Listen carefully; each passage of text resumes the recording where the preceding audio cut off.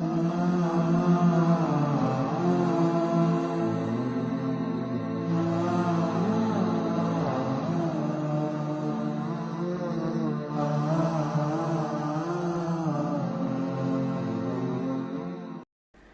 বিবাহিত ভাই বোনদের নিয়ে কিছু কথা বলবো।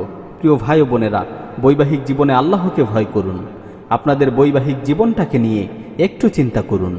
আজকে আমাদের সমাজে এমন অনেক দম্পতি রয়েছে যারা খুব আনন্দ ফুর্তির সাথে বিবাহ বন্ধনে আবদ্ধ হয়েছে, অথচ আজকে তাদের ঘরে বিবাহের সেই আমেজ আর নেই।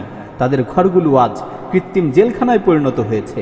কেমন যেন ঘরে ঢুকলেই দম বন্ধ হয়ে আসে, এক মুহূর্ত ঘরে বসতে ইচ্ছে হয় না।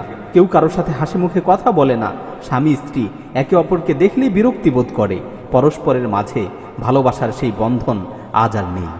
প্রিয় উপস্থিতি, এটা আজ সমাজের অনেকের ঘরের বাস্তব চিত্র। হে ভাই, কেন এমন হলো? হে বোন, কেন এমন হলো? হে ভাই, আপনি কি আপনার স্ত্রীর সাথে খারাপ ব্যবহার করছেন? আপনি কি তাকে কষ্ট দিচ্ছেন? আপনি কি তাকে অবজ্ঞা করছেন, তাকে অবহেলা করছেন?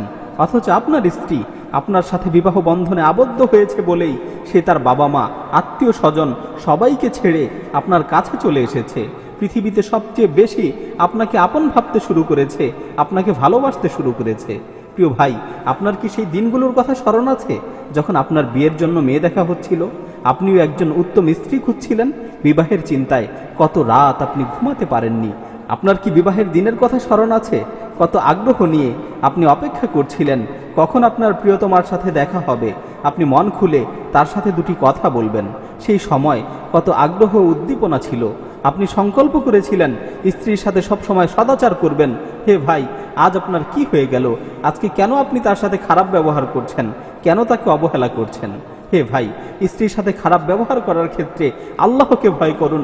আল্লাহ তাআলা পবিত্র কালামে মাজিদে আপনাদেরকে লক্ষ্য করে বলছেন, ওয়াআশিরুহুন্না বিল মা'রুফ, তোমরা তোমাদের স্ত্রীদের সাথে উত্তমভাবে বসবাস করো, তোমরা তোমাদের স্ত্রীদের সাথে সদাচার করো। রাসূল সাল্লাল্লাহু আলাইহি ওয়াসাল্লাম বলেছেন, খিয়ারুকুম লিনিসাইহিম, তোমাদের মধ্য হতে সর্বোত্তম হচ্ছে তারা যারা তাদের স্ত্রীর কাছে ভালো। অর্থাৎ সর্বোত্তম মানুষ হতে হলে স্ত্রীর কাছে ভালো হতে হবে, স্ত্রীর কাছে প্রিয় হতে হবে। মনে রাখবেন, আপনি পৃথিবীর সবার কাছে ভালো ও প্রিয় ব্যক্তি, কিন্তু আপনি আপনার স্ত্রীর কাছে ভালো নন, তাহলে রাসূল সাল্লাল্লাহু আলাইহি ওয়াসাল্লামের দৃষ্টিতে আপনি ভালো মানুষ নন। সুতরাং একজন আদর্শ মানুষ হতে হলে স্ত্রীর কাছে ভালো হতে হবে, স্ত্রীর কাছে প্রিয় হতে হবে। হে বোন, তোমার আজ কি হলো? তুমি কেন স্বামীর অবাধ্যতা করছো, স্বামীর সাথে বিবাদে জড়াচ্ছ?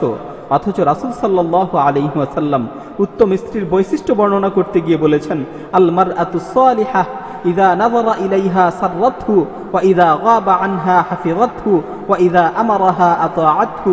উত্তম স্ত্রী হচ্ছে সে যাকে দেখলে মন প্রফুল্ল হয়, অন্তর পরিতৃপ্ত হয়। স্বামী যখন তার থেকে দূরে থাকে সে নিজেকে সংরক্ষণ করে, হেফাজত করে। যখন তাকে কোনো কিছুর আদেশ করা হয় তখন সে তা মান্য করে, সে তা পালন করে। হে বোন, তুমি কি তোমার স্বামীর অবাধ্যাচরণ করছো? অথচ তোমার স্বামী হচ্ছে তোমার জন্য আল্লাহর নৈকট্যশীল হওয়ার একটি মাধ্যম। তোমার স্বামী হচ্ছে তোমার জন্য জান্নাতে প্রবেশের একটি মাধ্যম। রাসূল সাল্লাল্লাহু আলাইহি ওয়াসাল্লাম বলেছেন, ওয়াল্লাযী নাফসি বিয়াদিহি লা তুআদ্দিল মারআতু হাক্কা রাব্বিহা হাত্তা তুআদ্দি হাক্কা যাওজিহা। ওই সত্তার কসম করে বলছি যার হাতে আমার জীবন, কোনো মহিলা ততক্ষণ পর্যন্ত আল্লাহর হক পরিপূর্ণরূপে আদায় করতে পারবে না যতক্ষণ না সে তার স্বামীর হক পরিপূর্ণরূপে আদায় করে। মুসনাদে আহমদের অন্য হাদিসে বর্ণিত হয়েছে, রাসূল সাল্লাল্লাহু আলাইহি ওয়াসাল্লাম ইরশাদ করেন, ইযা সাল্লাতিল মারআতু খামসাহা ওয়া সামাত শাহরাহা ওয়া হাফিযাত ফারাজাহা ওয়া আতাআত যাওজাহা কিলা লাহা উদখুলিল জান্নাতা মিন আইয়ি আবওয়াবিল জান্নাতি শি'ত। কোনো মহিলা যদি 5 ওয়াক্ত নামাজ ঠিকমতো আদায় করে, রমজানে রোজা রাখে, নিজের লজ্জাস্থানকে হেফাজত করে, স্বামীর আনুগত্য করে, তাহলে তাকে বলা হবে জান্নাতের যেই দরজা দিয়ে তোমার প্রবেশ করতে ইচ্ছা হয় তুমি সেই দরজা দিয়েই জান্নাতে প্রবেশ করো। হে বোন, শুনলে তো? স্বামীর আনুগত্য করা এমন এক ফজিলতপূর্ণ আমল যেটা পালন করলে জান্নাতের যে কোনো দরজা দিয়ে তুমি জান্নাতে প্রবেশ করতে পারবে। হে বোন, এর চেয়ে সৌভাগ্যের বিষয় আর কি হতে পারে?